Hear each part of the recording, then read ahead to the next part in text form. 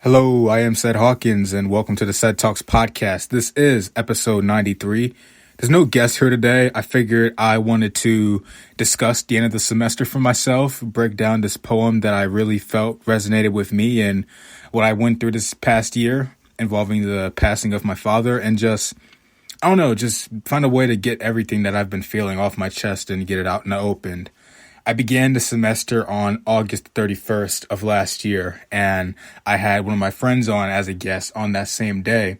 And I believe during the podcast, I was hoping that my semester went well and that overall my entire year went well, because this was my first year at a university, given the fact that I graduated from the College of Southern Maryland last year in May. And so I knew things were definitely going to be rough and difficult, given that we were still in the middle of a pandemic. We're even still going through it to this day, but things are starting to open up. Things are starting to lighten up more with mass restrictions being lifted. Campuses are going to return to full-time capacity next fall for some universities. So lots of things are changing, but that wasn't the case back in August of last year.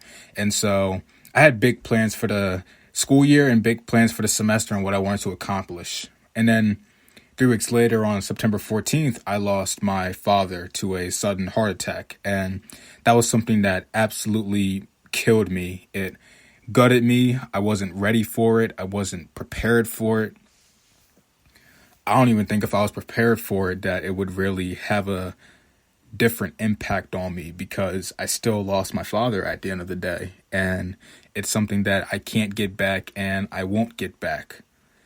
And I can sit here and try and reason with it, try to come up with all of these possible reasons as to why he's not here and how I can continue to move on and live my life for him. But that's just hard. It's just very, very difficult to continue to progress and endure and keep moving forward when I still miss him inside. And sometimes I feel as if that I don't even think I'm going to make it. Sometimes it just gets so hard and so difficult. But the one thing that keeps me encouraged is my community and in my faith in the Lord Jesus Christ. He's brought me through so much these past 8 months since my dad's passed away. And I'm sure he's going to bring me more blessings and more victories as the years go on. But yeah, it still hurts. It's something that still hurts me. It still affects me. I'm still healing from it. I'm hoping that I can heal from it and get to a point where I can help other people out. But yeah, it's just something that I'm still struggling with and still going through.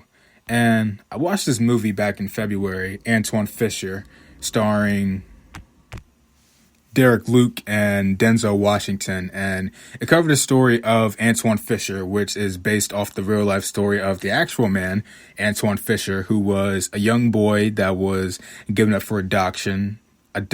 Wow. He was given up for adoption. His mother was a drug addict.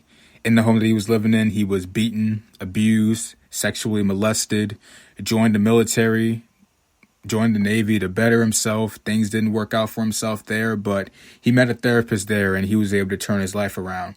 And he wrote a poem titled "Who Will Cry for the Little Boy?" And I've been reading that poem lately, and I felt like it really resonates with me, and I'm able to connect with it in a lot of ways because I truly feel like that little boy.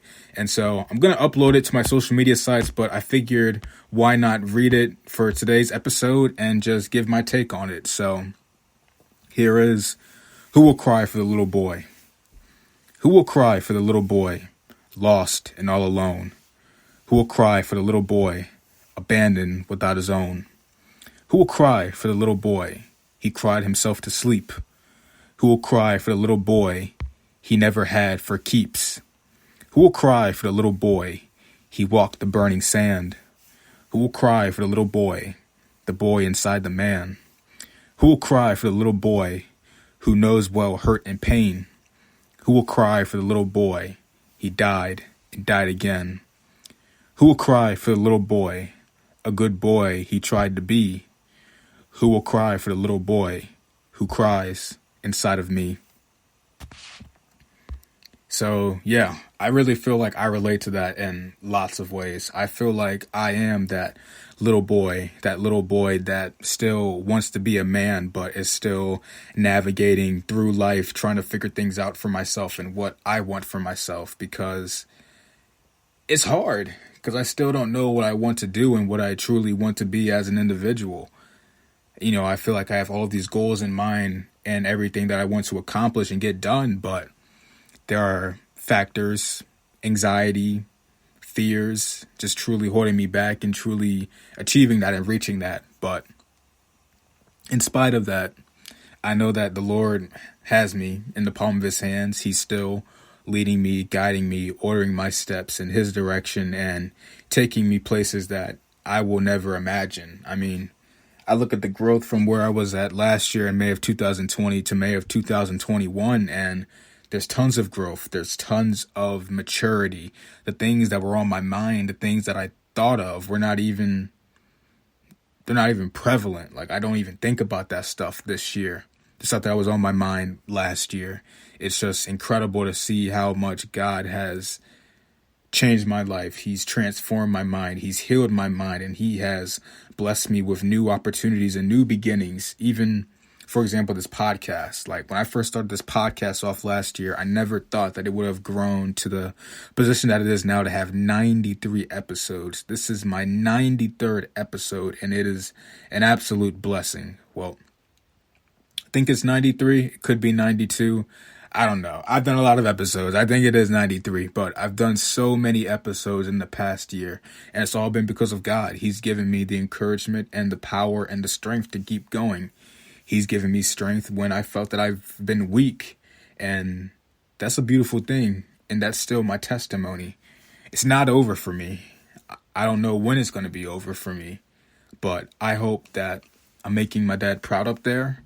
I hope that I'm making the Lord proud by obeying him and going by his every command and what he wants me to do. And I hope and pray that I'm continuing to make my community proud, my friends proud, my family proud, and most importantly, just making myself proud at the end of the day and acknowledging the accomplishments that I've had this past year, given the circumstances that I've been going through the past 8 months with my father's passing. I made the honor roll my first semester at Bowie State. Got a 4.0 GPA. I published a book. I reached 50 episodes of my podcast, which I never thought that I would have done. I've continued to make new friends and form new bonds because of this podcast, and it's all because of the Lord Jesus Christ and how he has delivered me and saved me from just going to a really dark and very, very terrible place. And so I hope and pray that you guys are continuing to be encouraged by my podcast and what I put out. I know this is a very short episode, but don't worry. I have more episodes, more content coming your way very soon. I thank you all so much for continuing to stick with me in this journey. I pray for my numbers to continue to grow. I pray that you guys continue to stick with me and learn from me. And I hope that I can learn from you all as well. Give me your feedback. Let me know what you think. Let me know what you want me to do as I continue this podcast and continue to progress and develop this thing to where I would like it to be. I pray that you guys continue to stick with me. I thank you all so much. Stay blessed, stay encouraged, and I got more content coming out for you very soon. So thank you.